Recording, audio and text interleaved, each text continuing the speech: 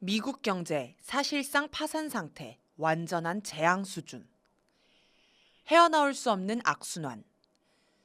미국 기준금리를 결정하는 연방준비제도 이사회는 2023년 말 물가 상승률이 3%대를 유지하자 물가 상승세는 끝났다면서 2024년부터 금리 인하를 시작할 것이라고 했습니다. 미국 물가 상승률은 2021년 3월에 1.7%였다가 2022년 7월에는 무려 9.1%까지 치솟았습니다. 이것은 40여 년 만에 가장 높은 물가 상승률이었습니다. 미국은 2008년 세계적 금융위기 때 뿌렸던 돈을 회수하기도 전에 코로나19를 맞이하게 되었고 코로나19 대유행을 벗어나기 위해서 더 많은 돈을 뿌렸습니다. 그 결과 마구잡이로 뿌려진 돈이 물건 가격을 엄청나게 폭등시킨 것입니다. 연준은 물가 상승을 막기 위해 돈을 회수하려고 했습니다. 금리를 올리면 대출이 줄고 저축이 늘어 시장에 유통되고 있는 돈을 회수하는 효과가 있습니다. 그래서 2023년 3월 금리를 0.25%포인트 올린 4.75%에서 5%로 결정한 이후 5월에 0.25%포인트 인상, 7월에 0.25%포인트 인상해 5.25%에서 5.5%까지 이르렀습니다. 연준은 지난 2년간 40년 만에 최고치로 치솟은 물가 폭등에 대응하기 위해 40년 만에 가장 빠른 속도로 금리를 올린 것입니다. 금리를 급격히 올리다 보니 돈이 돌지 않아서 소비와 기업 투자가 줄어들고 경기가 위축되었습니다. 이자 부담으로 기업, 은행이 파산하는 부작용이 나타났습니다. 이것을 해결하기 위해서 금리를 낮춰야 하는데 2023년 12월 물가 상승률이 3%대를 유지하자 금리 인하를 시사한 것입니다.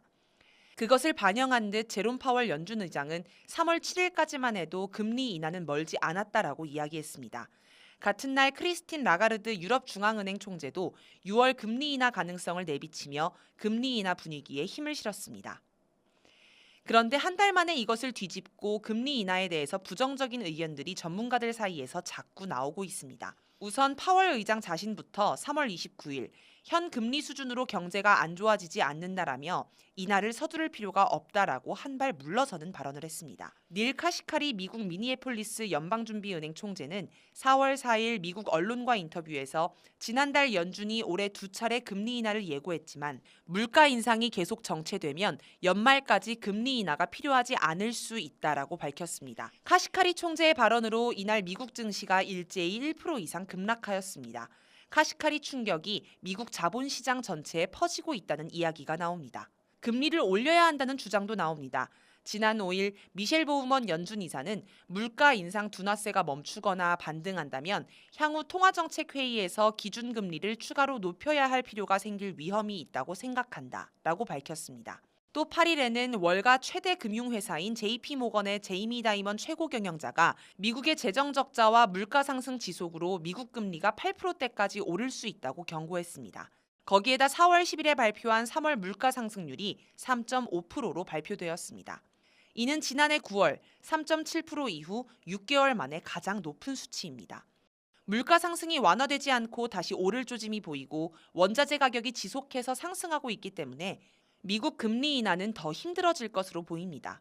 오히려 금리를 다시 인상해야 할 시점이 올지도 모를 일입니다. 미국 경제는 헤어나올 수 없는 악순환에 빠져 있는 것으로 보입니다.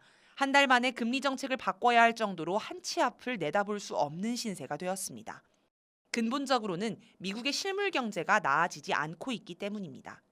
미국의 부채 급증, 사실상 파산 상태. 세계적인 베스트셀러 부자 아빠, 가난한 아빠의 저자 로버트 기요사키가 미국 부채 위험을 지적하며 시장 붕괴 가능성을 경고하였습니다. 기요사키는 미국 출신의 사업가이자 경제학자로 1997년에 집필한 부자 아빠, 가난한 아빠가 지금까지 4천만 부 이상 판매되었습니다.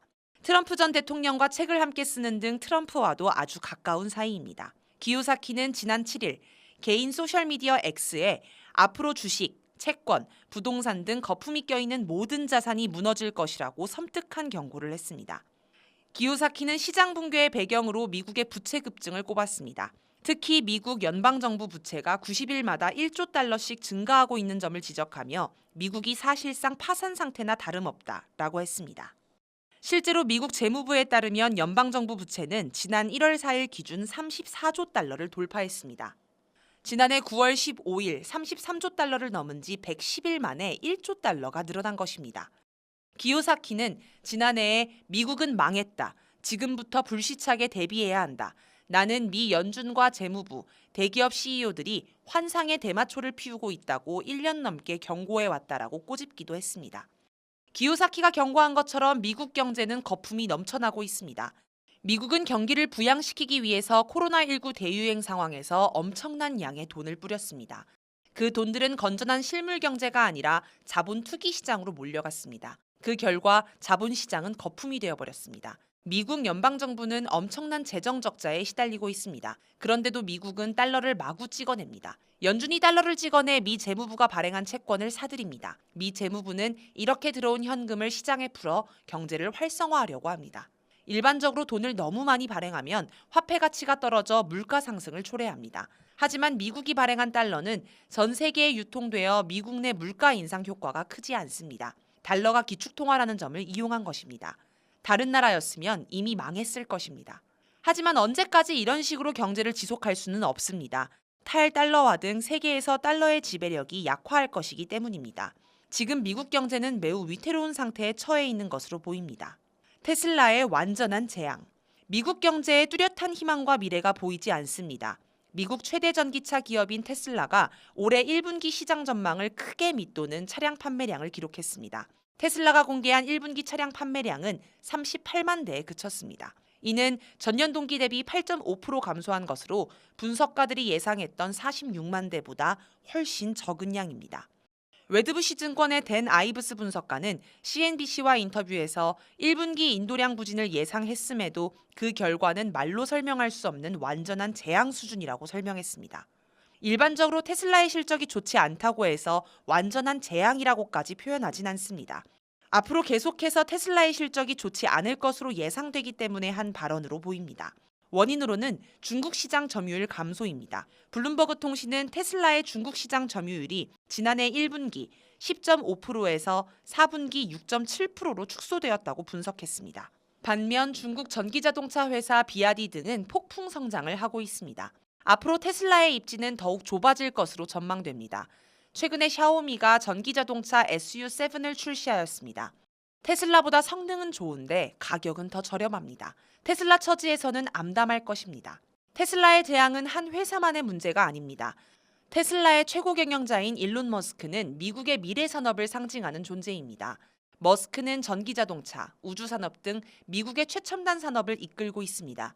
그래서 머스크의 행동 하나, 발언 하나가 기사화되고 있는 것입니다. 테슬라는 다 몰락해가고 있는 미국 제조업의 희망 같은 존재입니다. 미국 제조업을 선두에서 이끄는 기관차 같은 역할을 하고 있습니다.